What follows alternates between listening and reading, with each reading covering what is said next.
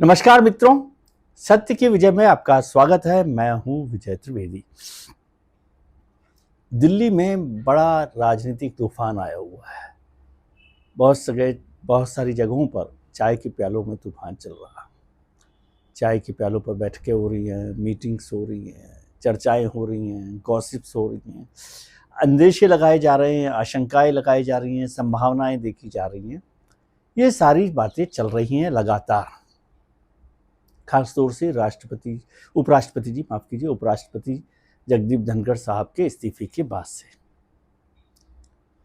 लखनऊ में भारतीय जनता पार्टी के एक वरिष्ठ नेता हैं, मेरे मित्र भी हैं।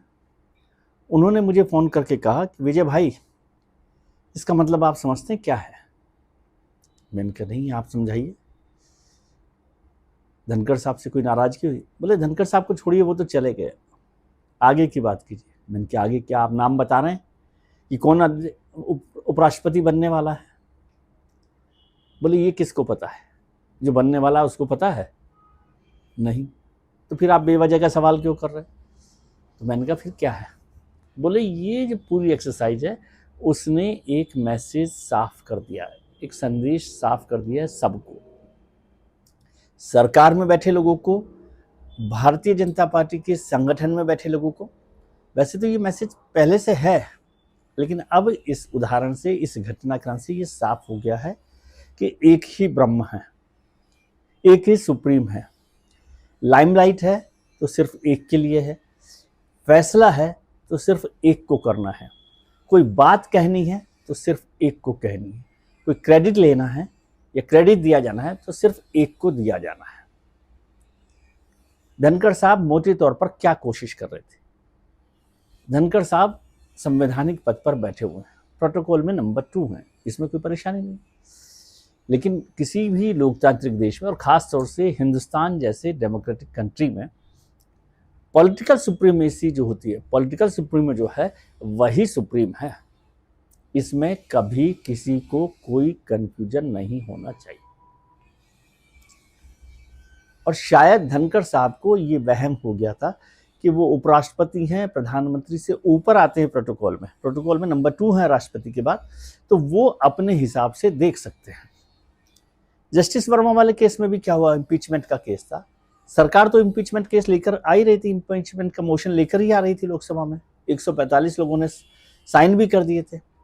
लेकिन धनखड़ साहब विपक्ष के सांसदों का, जो 63 सांसदों के साइन वाला मोशन था, उससे आगे बढ़ा रहे थे।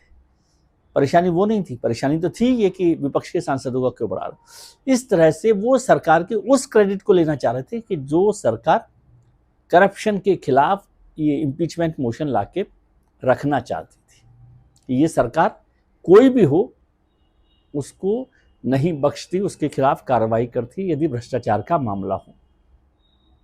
प्रधानमंत्री जी ने तो पहले दिन से कहा है कि न खाऊंगा न खाने दूंगा। अब जब ये नीति प्रधानमंत्री जी के स्तर पर है, राष्ट्रीय स्तर पर है, तो जो हमारे उपराष्ट्रपति जी हैं जगदीप धनखड़ साहब, वो इस क्रेडिट में क्यों बीच में दखल डाल रहे थे?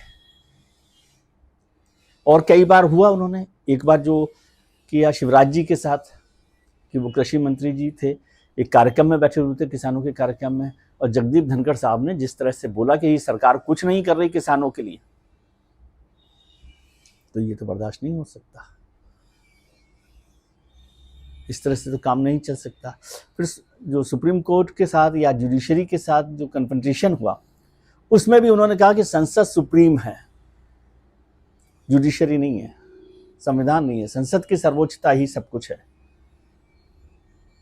तो ये काम यदि करना है तो सरकार कहेगी। सरकार जिस मसले पर चल रही है, जिस रास्ते पर चल रही है, उसमें बार बार संसद की सर्वोच्चता पर बात की जाती है। तो ये जो लाइमलाइट लेने की कोशिश है, जो अपने आप को सबसे ऊपर बताने की कोशिश है, जो ये बताना कि एक देश के उपराष्ट्रपति आए थे तो उनके साथ उनको बैठना चाहिए या उनको फैसला करना चाहिए, या ये कहना कि वो सभापति हैं, वो फैसला करेंगे कि किससे मिलना है किससे नहीं मिलना है, ये सब नहीं चलता। ये लखनऊ के मित्र कह रहे थे मुझे, भाजपा के कोर लोगों में से, और उनका ये मैसेज उन लोगों के लिए भी है जो सरकार में बैठे हुए हैं। हाँ, मोदी सरकार में बैठे हुए हैं, केंद्र में मंत्री हैं, उनको भी समझना चाहिए कि एक ही ब्रह्म है। कोई मंत्रालय बहुत अच्छा काम कर रहा है तो वो प्रधानमंत्री जी की वजह से कर रहा है, प्रधानमंत्री जी के निर्देश पर काम हो रहा है, प्रधानमंत्री जी नीति बनाते हैं। राज्यों में मुख्यमंत्री हैं तो वहां भी यही नीति को अपनाना होगा, इसी पर काम करना है। ये एक अनकहा संदेश है और इस संदेश को हमेशा याद रखना चाहिए।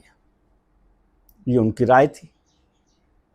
तो मैंने कहा क्या कोई ऐसा कर रहा है? बोले कोई ऐसा कर रहा है कि नहीं कर रहा, मैं आपके माध्यम से ये मैसेज सबको दोबारा से देना चाहता हूं कि धनखड़ साहब की जो हुआ है, जो इस्तीफा लिया गया है, या यूं कह लीजिए जो उन्होंने इस्तीफा दिया है, उसके बाद ये संदेश सबको एक बार फिर से याद हो जाना चाहिए कि वहां पर पॉलिटिकल सुप्रीमेसी सिर्फ एक है, नेता सिर्फ एक है, ब्रह्म एक होता है ना, तो इसमें कोई कंफ्यूजन नहीं हो। यही संदेश संगठन के स्तर पर है और यही संदेश कुछ और जो साथ में बैठे हुए लोग हैं उनके लिए भी है। जितना जल्दी, जितना साफ तरीके से समझ में आ जाए बेहतर है। कुछ लोग कुछ बातों पर कभी कभी रास्ता भटकने लगते हैं। यदि आपकी गाड़ी हाईवे से उतर रही है तो वो दुर्घटनाग्रस्त हो सकती है, इस बात को आप ध्यान रखने की ज़रूरत है। वैसे उन्होंने बताया कि बहुत जल्दी का मतलब जल्दी ही राष्ट्रीय अध्यक्ष भी मिल जाएगा, उपराष्ट्रपति का नाम भी तय हो जाएगा और मंत्रिमंडल में बड़ा फेरबदल होगा। मंत्रिमंडल में फेरबदल होगा तो संगठन में भी फेरबदल होगा। ये तो पहले ही हो जाता, लेकिन कुछ बातें चलती रहती हैं, व्यस्तताएं रहती हैं, कारण रहते हैं। कभी ऑपरेशन सिंदूर हो गया, कभी संसद का सत्र आ गया, कभी कुछ और घटना हो गई, अभी उपराष्ट्रपति जी का इस्तीफा हो गया। ऐसे बहुत सारे कारण हैं, लेकिन अब संगठन के स्तर पर, सरकार के स्तर पर, राज्यों के स्तर पर बहुत कुछ बदलाव की तैयारी है। यानी यूं कहें कि घर के सब बदलने की तैयारी हो रही है।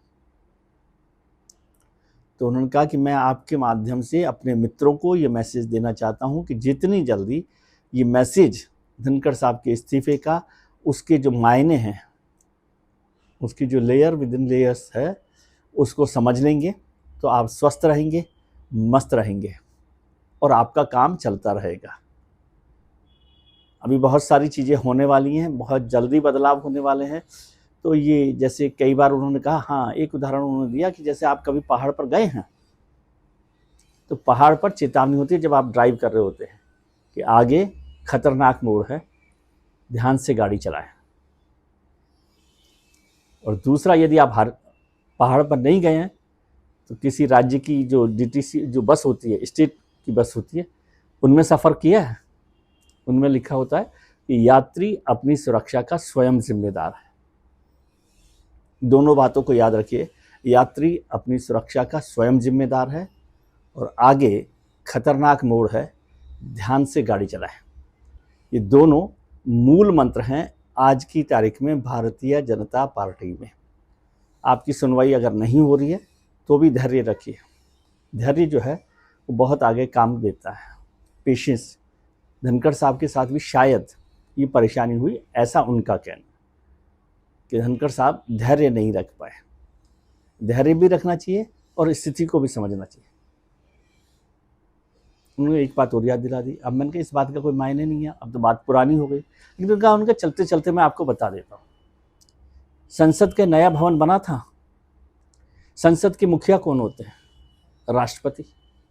उनका बिल्कुल राष्ट्रपति होता है, लेकिन जो संसद का उद्घाटन समारोह हुआ उसमें राष्ट्रपति जी को आमंत्रित नहीं किया गया था। उनका हाँ याद आया, राहुल गांधी जी और कुछ लोग उसकी चर्चा कर रहे थे। बोले राहुल गांधी जी चर्चा कर रहे थे, देश में कुछ और लोगों ने भी छापा, अखबारों में भी छापा, वो सब कुछ नहीं है, मैं सिर्फ आपको याद दिलाने के लिए बता रहा हूँ। तो मैंने कहा मैं भी आपको याद दिलाने के लिए बता देता हूँ कि ये भी एक घटना हुई थी। बाकी यात्री स्वयं अपनी सुरक्षा के लिए जिम्मेदार है और आगे खतरनाक मोड़ है, ध्यान से गाड़ी चलाइए। आज के लिए इतना ही।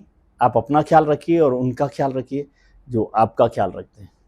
अपने परिजनों, मित्रों, परिवार के साथ, रिश्तेदारों के साथ खुश रहिए, मस्त रहिए, स्वस्थ रहिए, व्यस्त रहिए। नमस्कार, आभार, प्रणाम।